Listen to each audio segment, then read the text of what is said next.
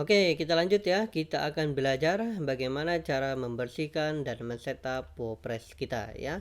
Oke, Anda pergi ke dashboard Anda ya yang sudah kita install ya. Contohnya kita akan menginstal atau men-setup website WordPress dari 10kwebtools.com ya.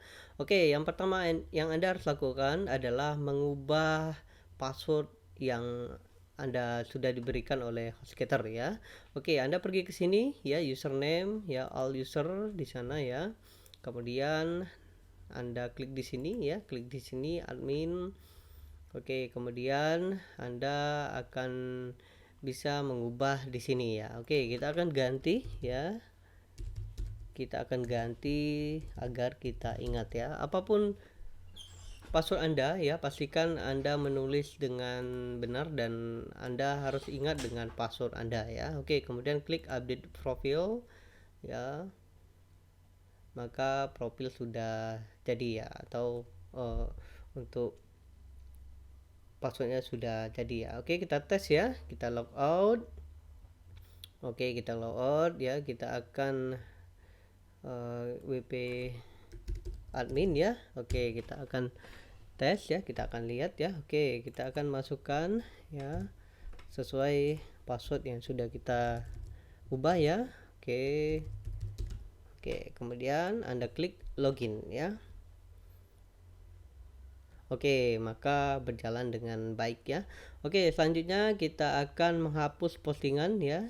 Ini adalah postingan ya, tempat dimana Anda bisa menulis artikel ya atau postingan Anda ya. Oke, kita akan bersihkan ya, klik trash ya. Oke, kemudian klik trash lagi ya, klik di sini delete permanently ya. Kita akan hapus ya, kita akan bersihkan. Kemudian kita akan hapus page-nya ya, halamannya ya. Klik trash lagi, centang di sana ya. Oke, kemudian move to trash. Oke ya, klik di sini trash. Oke, kemudian centang di sana, delete permanently ya. Oke, sudah selesai. Kemudian kita akan ke plugin ya. Plugin adalah fasilitas yang diberikan oleh WordPress ya. Oke, kita akan hapus ya, klik di sini ya. Kita akan hapus yang ini ya, yang kita tidak perlukan ya, yang 3 ini ya. Kita akan hapus ini 1 2 3 ya. Oke, kita akan hapus, klik di sini, delete, kemudian klik apply ya. Oke, kita akan hapus di sana ya.